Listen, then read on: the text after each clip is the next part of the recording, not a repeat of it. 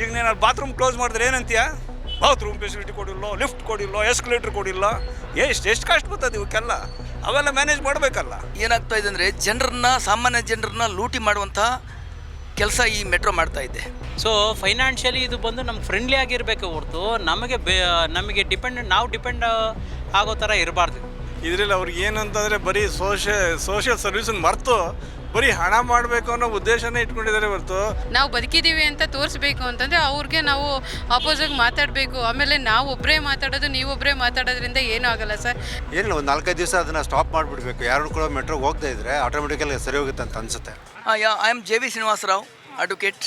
ಇದು ಏನಾಗ್ತಾ ಇದೆ ಅಂದರೆ ಸಾಮಾನ್ಯ ಜನರನ್ನ ಲೂಟಿ ಮಾಡುವಂಥ ಕೆಲಸ ಈ ಮೆಟ್ರೋ ಮಾಡ್ತಾ ಇದೆ. ಇಷ್ಟೊತ್ತು ನಾನು ಮಾತಾಡ್ಕೊಂಡು ಬಂದಿದ್ದು ಅದನ್ನೇ. ಇಲ್ಲಿ ಏನಾಗಿದೆ ಅಂದರೆ ಬೇಸಿಕ್ ಫೆಸಿಲಿಟೀಸ್, ಅಮ್ಯುನಿಟೀಸ್ ಏನಂದರೆ ಎಲಿವೇಟರ್ಸು ಎಲ್ಲ ಒಂದು ಸ್ಟೇಷನ್ಗಳು ಇಲ್ಲ, ಮತ್ತು ಸರಿಯಾದ ಸೌಲಭ್ಯಗಳು ಒದಗಿಸ್ಕೊಡ್ತಾ ಇಲ್ಲ. ಅದ್ರ ಜೊತೆ ಈಗ ಮತ್ತೆ ಹೈಕ್ ಮಾಡಿರ್ತಕ್ಕಂಥದ್ದು ಬಹಳ ಹೆಚ್ಚಿನ ಒಂದು ದರ ಆಗ್ತದೆ. ಮತ್ತು ಇದು ಎಲ್ಲ ನಾಗರಿಕರು ಪರವಾಗಿ ನಾನು ಈ ಒಂದು BMRCಯಲ್ಲಿ ಏನು ಮಾಡಿದೆ ಇದನ್ನು ಖಂಡಿಸ್ತೇನೆ. ಇದು ವಾಪಸ್ ತೊಗೋಬೇಕು ಅಂತೇಳಿ ಹೇಳ್ತೇನೆ. ಮತ್ತು ಇದು ವಾಪಸ್ ತೊಗೊಳ್ಳಿಲ್ಲ ಅಂತಂದರೆ ಖಂಡಿತವಾಗ್ಲೂ ನಾವು ವಕೀಲರು ಎಲ್ಲ ಸೇರಿ, ನಮ್ಮ ಸ್ನೇಹಿತರು ಬರುತ್ತಿದ್ದಾರೆ, ಇವರು ಎಲ್ಲ ಸೇರಿ, ನಮ್ಮ ಎಲ್ಲ ವಕೀಲರು ಸೇರಿ ಈ ಸಾಮಾನ್ಯರ ಪ್ರಜೆಯ ಪರವಾಗಿ ಧ್ವನಿ ಎತ್ತಿ BMRCಯಲ್ಲಿ ವಿರುದ್ಧವಾಗಿ ಹೋರಾಟ ಮಾಡ್ತೇವೆ. ಅದನ್ನು ರೆಡ್ಯೂಸ್ ಮಾಡೋದಕ್ಕೆ, ಅದನ್ನು ಕಡಿಮೆ ಮಾಡೋದಕ್ಕೆ ನಾವು ಒತ್ತಡ ಹೇರ್ತೇವೆ. ಆಗಿಲ್ಲ ಅಂದರೆ ಬಂದ್ ಮಾಡಿಸ್ತೇವೆ. ತೊಂದರೆ ಬಾಳಿಸಿ ಇದು ಏನಾಗ್ತದೆ, ಪ್ರತಿ ಐಟಮ್ಮು ಜಾಸ್ತಿ ಆಗ್ತಾಯಿದೆ ರೇಟು ಅಂತ ಹೇಳ್ಬಿಟ್ಟು BMRCಯಲ್ಲೂ ಸಹ ಜಾಸ್ತಿ ಮಾಡ್ತಾ ಹೋದರೆ ಈಗ ಬರುವಂಥದ್ದು ದಿನ 10-15 ಲಕ್ಷವರೆಗೂ ಕಲೆಕ್ಷನ್ ಆಗುತ್ತೆ ಕನಿಷ್ಠ. ಅಂದರೆ ಡೈಲಿ ಎಲ್ಲಿ ಹೋಗ್ತದೆ ದುಡ್ಡೆಲ್ಲನೂ? ಏನು ಮಾಡ್ತಾಯಿದ್ರೆ ಪ್ರಶ್ನೆ ಮಾಡೋದು ಬೇಡವಾ ಅದನ್ನು? ಸೊ ಅದಕ್ಕೋಸ್ಕರ ಜಾಸ್ತಿ ಮಾಡೋದು ಹೊರೆ ಆಗುತ್ತೆ, ಸಾಮಾನ್ಯ ಜನರಿಗೆ ಹೊರೆ ಆಗುತ್ತೆ. ಯಾವುದೇ ಕಾರಣಕ್ಕೂ ಈ ಒಂದು BMRCಯಲ್ಲಿ ಅವರು ಹೈಕ್ ಮಾಡಿರ್ತಕ್ಕಂಥ 5% ರಿಡ್ಯೂಸ್ ಮಾಡಬೇಕು, ಸಾಮಾನ್ಯ ಜನರಿಗೆ ಅನುಕೂಲ ಆಗಬೇಕು ಅಂತೇಳಿ ಈ ಮೂಲಕ ನಾನು ಹೇಳ ಬಯಸ್ತೇನೆ. ಏನು BMRCಯಲ್ಲೂ ಅವರು ಇದು ಮಾಡ್ತಾ ಇದ್ದಾರೆ, ಹೈಕ್ ಮಾಡಿದ್ದಾರೆ. ಇದು BMRCಯಲ್ಲಿ ಬಂದುಬಿಟ್ಟಿದ್ದಾನೆ ಪಬ್ಲಿಕ್ಗೆ ಸಪೋರ್ಟ್ ಆಗಿರುವಂಥದ್ದು, ಪಬ್ಲಿಕ್ ಫ್ರೆಂಡ್ಲಿ ಆಗಿರಬೇಕು, ಪಬ್ಲಿಕ್ಕಿಗೆ ಹೊರೆ ಆಗಬಾರ್ದು. ಈಗ ಆಲ್ರೆಡಿ ನೀವು ಕ್ಯಾಲ್ಕುಲೇಟ್ ಮಾಡೋದು ಅಂತಂದರೆ ಎಷ್ಟು ಲಕ್ಷ ಓಡಾಡ್ತಾ ಇರೋ ಪ್ರತಿದಿನಕ್ಕೆ, ಅವ್ರು ಇಂಟು 5 ಮೆಂಬರ್ಸ್ ಆಯಿತು ಅಂತಂದರೆ it goes to some thousands of crores. ಅದು ಸರ್ಕಾರಕ್ಕೆ ಏನೋ ಬೆನಿಫಿಟ್ ಆಗ್ಬೋದು, ಆದರೆ ಸಾರ್ವಜನಿಕರಿಗೆ ಹೋಗ್ತಾ ಪ್ರತಿಯೊಂದರಲ್ಲೂ ಬರ್ಡನ್ ಆಗ್ತಾ ಹೋಗುತ್ತೆ. ಸೊ ಫೈನಾನ್ಷಿಯಲಿ ಇದು ಬಂದು ನಮ್ಗೆ ಫ್ರೆಂಡ್ಲಿ ಆಗಿರಬೇಕು ಹೊರತು ನಮಗೆ ನಾವು ಡಿಪೆಂಡ್ ಆಗೋ ಥರ ಇರಬಾರ್ದು. ಸೊ ರಿಸ್ಕಿ ಮಾಡಬಾರ್ದು. ಸಾಲಿದ್ದಕ್ಕೆ ಫೆಸಿಲಿಟೀಸ್ ಕೂಡ ಎಲ್ಲ ಅರ್ಧಂಬರ್ಧಾಗಿದೆ. ಆ್ಯಸ್ ಪರ್ ಬ್ಲೂ ಪ್ರಿಂಟ್ಸು ನೋಡಿದಾಗ ಎಲ್ಲೂ ಆ್ಯಸ್ ಪರ್ ಬ್ಲೂ ಪ್ರಿಂಟ್ಸ್ ಪೂರ್ತಿ ಇಲ್ಲ. ಕಾಂಟ್ರಾಕ್ಟರ್ಸ್ ಆಗಲಿ ಅಥವಾ ಕನ್ಸರ್ನ್ಡ್ ಅಥಾರಿಟೀಸ್ ಆಗಲಿ ಪರಿಪೂರ್ಣವಾಗಿ ಅವ್ರು ಯಾವುದನ್ನು ಕೆಲಸ ಮಾಡಿಲ್ಲ. ಇನ್ನೂ ಸುಮಾರು ವರ್ಕ್ಸ್ ಪೆಂಡಿಂಗ್ ಇದೆ. ಹಂಗಿರ್ಬೇಕಾದ್ರೇ ಆಪರೇಷನ್ಸ್ ಆಫ್ BMRCಯಲ್ಲಿ ನಡೆಯಬೇಕಾದ್ರೇ ಎಕ್ಸಸ್ ಹೈಕ್ ಮಾಡ್ಕೊಂಡು ಹೋದೋ ಅಂತಂದರೆ ಸುಮ್ಮನೆ ಜನರಿಗೆ ಹೊರೆ ಆಗ್ತದೆ. 5% ಅಂತಂದರೆ it is very less when you calculate in 5%. But ಈಗ 10 ರೂಪಾಯಿಗೆ 5% ಅಂತ ಹೇಳಿದಾಗ ಆಲ್ಮೋಸ್ಟ್ ಒಂದು 11 ರೂಪಾಯಿ ಹೆಚ್ಚು ಕಡಿಮೆ ಆಗ್ತದೆ ಅಲ್ವಾ? ಅದು ಸೊ ಇದು ತುಂಬ ಜಾಸ್ತಿ ಆಗ್ತಾ ಬರುತ್ತೆ. ಒಂದಿನಕ್ಕೆ ಎಷ್ಟು ಸತಿ ಓಡಾಡ್ತಾರೆ ಒಬ್ಬ ಮನುಷ್ಯ? ಇಂಟು 5% ಎಷ್ಟಾಯಿತು? ಒಂದಿನಕ್ಕೆ 50 ರೂಪಾಯಿ ಜಾಸ್ತಿ ಆಗಲ್ವ ಟ್ರಾನ್ಸ್ಪೋರ್ಟು? ಸುಮ್ಮನೆ ಹೊರೆ ತಾನೆ. ಸಾರ್ವಜನಿಕರಿಗೆ ಏನು ನ್ಯಾಯ ಕೊಟ್ಟಂಗೆ ನೀವು?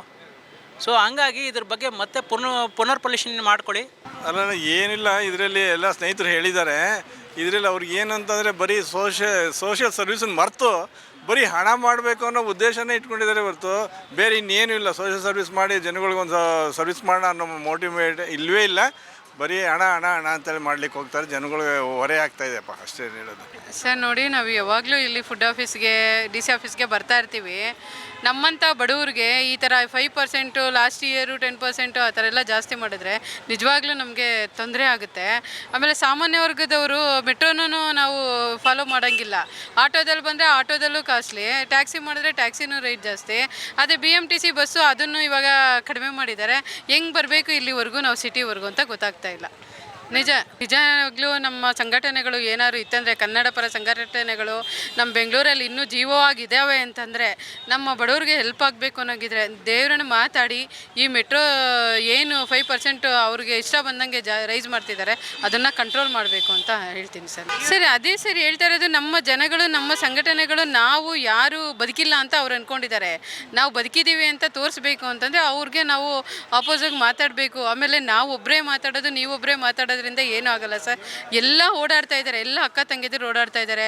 ಬೇರೆ ರಾಷ್ಟ್ರದಿಂದ ಬಂದು ಬೆಂಗಳೂರು ಸಿಟಿ ಏನೋ ಸಿಲಿಕಾನ್ ಸಿಟಿ ಒಳ್ಳೆ ಜಾಬ್ ಸಿಗುತ್ತೆ, ಐ ಟಿ ಬಿ ಟಿ ಇದೆ ಅಂತೇಳಿ ಜಾಬ್ಗಂತ ಬರ್ತಿದ್ದಾರೆ. ಅವರೇನೋ ಬಾಡಿಗೆ ಜಾಸ್ತಿ ಅಂತೇಳಿ ಸ್ವಲ್ಪ ದೂರದಲ್ಲಿ ಮೆಟ್ರೋ ಇದೆ ಅಂತೇಳಿ ಮನೆ ಮಾಡ್ಕೊತಾರೆ. ಆ ಮನೆಯಿಂದ ಇಲ್ಲಿಗೆ ಹೋಗೋದಕ್ಕೆ ಅಲ್ಲಿ ದುಡ್ಡು ಹೊರಟೋಯ್ತು ಅಂದರೆ ಪಾಪ ಅವ್ರು ಹೆಂಗೆ ಜೀವನ ಮಾಡ್ತಾರೆ, ಅವ್ರ ತಂದೆ ತಾಯಿನ ಹೆಂಗೆ ಸಾಕ್ತಾರೆ. ಐ ಟಿ ಬಿ ಟಿ ಒಂದು ಓದಬೇಕು ಅಂದ್ರೆ ಅಷ್ಟು ದುಡ್ಡು ಖರ್ಚು ಮಾಡಿರಬೇಕು. ಅವ್ರ ತಂದೆ ತಾಯಿಗಳು ಮನೆ ಮಾರಿ ಆಸ್ತಿ ಮಾರಿ ಸ್ಕೂಲ್ ಕಾಲೇಜ್ಗಳಿಗೆ ಓದಿಸಿರ್ತಾರೆ. ಇಲ್ಲಿ ಬಂದು ಜಾಬ್ ಮಾಡೋಕ್ಕೆ ಇವ್ರ ಹತ್ರ ಇಡಬೇಕಂದ್ರೆ ಅವ್ರು ಹೆಂಗೆ ಜೀವನ ಮಾಡ್ತಾರೆ? ನನಗೇನು ತೊಂದರೆ ಇಲ್ಲಪ್ಪ. ಅವ್ರದ್ದು ಅರ್ನ್ ಬರಬೇಕು, ನಾವು ಪ್ರಯಾಣ ಮಾಡಬೇಕು, ಉಳ್ಸಂಗಿದ್ರೆ ಉಳಿಸ್ಕೊಡ್ರಿ. ಈಗ ಅವ್ರಿಗೆ ಆದಾಯ ಬೇಡವಾ? ಮೆಟ್ರೋ ಓಡಿಸೋರ್ಗೆ ಬೋಗಿಗೆ ಆದಾಯ ಬೇಡ, ರೋಡ್ ಆಗಿರೋಕೆ ಆದಾಯ ಬೇಡ, ಜನಗಳಿಗೆ ಸಂಬಳ ಕೊಡೋದು ಬೇಡವಾ? ಸರಿ, ನನ್ನ ಏಜ್ ಇವಾಗ 66, ನೆಕ್ಸ್ಟ್ ಇಯರ್ ಯಾಕೆ 67 ಆಗ್ತದೆ? ಅದನ್ನು ಸ್ಟಾಪ್ ಮಾಡೋಕ್ಕಾಗ್ತದ? ಹಂಗೆ ಎಲ್ಲಾರ್ದು ಸ್ಯಾಲ್ರಿಗಳು ಹೆಚ್ಚಾಗ್ತಾ ಇರ್ತವೆ, ಪೇಮೆಂಟ್ಗಳು ಹೆಚ್ಚಾಗ್ತಾ ಇರ್ತವೆ, ಇನ್ಕ್ರಿಮೆಂಟ್ಗಳು ಹೆಚ್ಚಾಗ್ತಾ, ಅವ್ರಿಗೆ ಮ್ಯಾನೇಜ್ ಮಾಡೋಕ್ಕೆ ಇವರು ಮಾಡಬೇಕಾಗ್ತದೆ. ಜನಸಾಮಾನ್ಯನಿಗೂ ಅವ್ರಿಗೂ ಕೂಲಿ 10 ರೂಪಾಯಿದು 20 ರೂಪಾಯಿ ಆಗ್ತದಲ್ಲ. ಒಂದು ಕಾಪಿ ರೇಟ್ ಎಷ್ಟದು ಹೇಳು? 10 ರೂಪಾಯಿದು 20 ರೂಪಾಯಿ ಮಾರ್ತಾರೆ. ಯಾರು ಕಮ್ಮಿ ಮಾಡ್ತಾರೆ? ಈ ಆಟೋದೇನಾಯಿತು? 30 ರೂಪಾಯಿದು 40 ರೂಪಾಯಿ ಮಾರೋದಲ್ಲ, ಅವ್ರು 50 ರೂಪಾಯಿಗೆ ರೌಂಡ್ ಮಾಡ್ಕೊತಾರೆ. ಹಂಗಾಗಿ ಅದು ಎಕಾನಮಿ ಇಬ್ಬರು ಆತ ಇರ್ತದೆ, ಅದನ್ನು ಮಾಡಬೇಕಾಗ್ತದೆ. ಅಲ್ಲಿ ಮ್ಯಾನೇಜ್ಮೆಂಟ್ ಲೆವೆಲ್ಲ ಗೊತ್ತಾಗ್ತದೆ. ದಿನ ಕೆಲ್ಸಕ್ಕೆ ದುಡಿತಾರಣ್ಣ, ಯಾಕೆ ಸಂಬಳ ಕೊಡ್ತಾರಲ್ಲ, ಅವ್ರಿಗೆ ಇನ್ಕ್ರಿಮೆಂಟ್ಗಳು ಕೊಡ್ತಾರಲ್ಲ.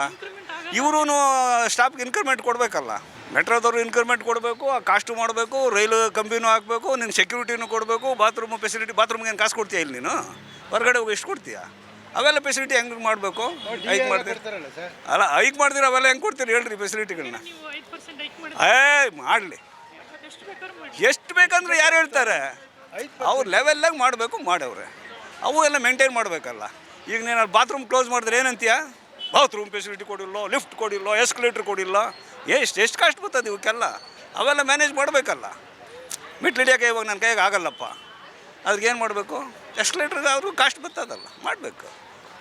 ರೀಸನಬಲ್ ಆಗಿದೆ. ಅದೇನು ಹೈಲೈಟ್ ಮಾಡೋವಂಥದ್ದು ಜನಸಾಮಾನ್ಯರು ಬದುಕಂದು ತುಳಿಯೋಂಥದ್ದು ಏನೂ ಅಲ್ಲ. ಜನಸಾಮಾನ್ಯ ಅನುಕೂಲನೇ ಆಗ್ತದೆ. ಈಗ ಬಸ್ ಏನಿದೆಯೋ ಟ್ರಾಫಿಕ್ಕಲ್ಲಿ ಅಥವಾ ನಾವು ಏನು ಕ್ರೌಡ್ನೆಸ್ನ ಫೀಲ್ ಮಾಡ್ತಿದ್ದೀವೋ, ಮೆಟ್ರೋದಲ್ಲಿ ಹಾಗೆ ಆಗ್ತಿದೆ. ಮೆಟ್ರೋ ಈಗ ಇದು 2ನೇ ಸಲ ಹೈಕ್ ಮಾಡ್ತಾ ಇರೋದು. ಅದರಿಂದ ಪಬ್ಲಿಕಲ್ಲಿ ತುಂಬ ಲಾಸ್ ಆಗ್ತಾಯಿದೆ. ಅದ್ರ ಜೊತೆಯಲ್ಲಿ ಫೆಸಿಲಿಟೀಸ್ ಜಾಸ್ತಿ ಕೊಡ್ತಾ ಇಲ್ಲ ಕೂಡ ಅವರು. ಈಗ ನೋಡಿದರೆ ಪ್ರೈವೇಟ್ ಬಸ್ ಅಥವಾ ಏನು ಹಳ್ಳಿಗಳಲ್ಲಿ ಹೋಗೋ ಬಸ್ಗಳ ಥರದ ದೊಂಬಿ ಥರ ತುಂಬ್ತಾ ಇದ್ದಾರೆ. ಎಸ್ಪೆಷಲಿ ಏನಾಗುತ್ತೆ ಅಂದರೆ ಇಲ್ಲಿ ನಾವು ಮೆಜೆಸ್ಟಿಕಲ್ಲಂತೂ ಎಕ್ಸ್ಚೇಂಜ್ ಮಾಡೋ ಸಂದರ್ಭದಲ್ಲಿ ತುಂಬ ಕ್ರೌಡ್ ಆಗಿಬಿಡುತ್ತೆ. ದನಗಳ ಥರ ನುಗ್ತಾರೆ ಜನಗಳು. ಅಲ್ಲಿ ಕಂಟ್ರೋಲ್ ಮಾಡೋಕ್ಕೆ ಒಂದು 3-4 ಜನ ಸೆಕ್ಯೂರಿಟಿ ಇರ್ತಾರೆ. ಅದ್ರ ಬದಲಿಗೆ ಇನ್ನೊಂದಷ್ಟು ಎಕ್ಸ್ಟ್ರಾ ಟ್ರೈನ್ಸ್ ಬಿಡಬೇಕು. ಆಮೇಲೆ when compared to other states, ಕರ್ನಾಟಕದಲ್ಲಿ ತುಂಬ ಹೈ ಇದೆ. ಹಂಗಾಗಿ ಗೊತ್ತಾಗಿದೆ ನಮಗೆ. ಅದನ್ನು ಇದು ಸರಿಯಾದ ರೀತಿ ಇಲ್ಲ ಅಂತ ಅನ್ಸೈಂಟಿಫಿಕಲಿ ಮಾಡ್ತಾ ಇದ್ದಾರೆ. ಆವಾಗ ಜಾಸ್ತಿ ಮಾಡ್ತಾಯಿದ್ದಾರೆ ಅಂತ ಅನ್ಸುತ್ತೆ. ಇದರಿಂದ ಪಬ್ಲಿಕ್ಗೆ ತುಂಬ ತೊಂದರೆ ಆಗ್ತಾಯಿದೆ. ವಿಧಿ ಇಲ್ಲ, ಜನಗಳಿಗೆ ಏನಾಗ್ತದೆ ಅಂದರೆ ಇನ್ ಟೈಮ್ ಬರೋಕ್ಕಾಗ್ತಾಯಿಲ್ಲ. ಬಸ್ಗಳಲ್ಲಿ ಬಂದರೆ ತುಂಬ ಸಮಯ ಆಗುತ್ತೆ ಅನ್ನೋ ಕಾರಣಕ್ಕೋಸ್ಕರ ಅಷ್ಟೇ ಮೆಟ್ರೋ ಮೇಲೆ ಡಿಪೆಂಡ್ ಆಗ್ತಾರೆ. ಈಗ ಹೈಕ್ ಮಾಡಿದ ತಕ್ಕಂಗೆ ಫೆಸಿಲಿಟೀಸ್ ಕೊಟ್ಟರೆ ಅನುಕೂಲ ಆಗುತ್ತೆ ಅಂತ ಅನಿಸುತ್ತೆ. ಇನ್ನೊಂದಷ್ಟು ಜಾಸ್ತಿ ಮಾಡಬೇಕು, ಮೆಟ್ರೋಗಳನ್ನು ಟೈಮ್ ಲಿಮಿಟ್ ಜಾಸ್ತಿ ಮಾಡಬೇಕು ಮತ್ತು ಅನುಕೂಲಗಳು ಕೊಟ್ಟರೆ ಸರಿ ಹೋಗುತ್ತೆ ಅಂತ ಅನ್ಸುತ್ತೆ. ಇಲ್ಲ, ಲಾಸ್ಟ್ ಟೈಮ್ ಕೂಡ ಸರ್ಕಾರ ಏನು ಹೇಳಿದೆ ಅಂದರೆ is not at all concern to us ಅಂತ ಹೇಳ್ತಾರೆ. ಬಟ್ ನಮ್ಮ ರಾಜ್ಯದಲ್ಲಿ ಮಾಡ್ತಾರೆ. It may be central government scheme ಇರ್ಬೋದು, ಬಟ್ ನಮ್ಮ ರಾಜ್ಯದಲ್ಲೇ ಮಾಡ್ತಾ ಇದ್ದಾರಲ್ವ. ಹಾಗಾಗಿ ಕರ್ನಾಟಕ ಸರ್ಕಾರ ನಮ್ಮ ಸಂಬಂಧ ಇಲ್ಲ ಅನ್ನೋ ಥರ ಹೇಳ್ತಿರೋದು ಸರಿಯಲ್ಲ ಅಂತ ಅನಿಸ್ತದೆ.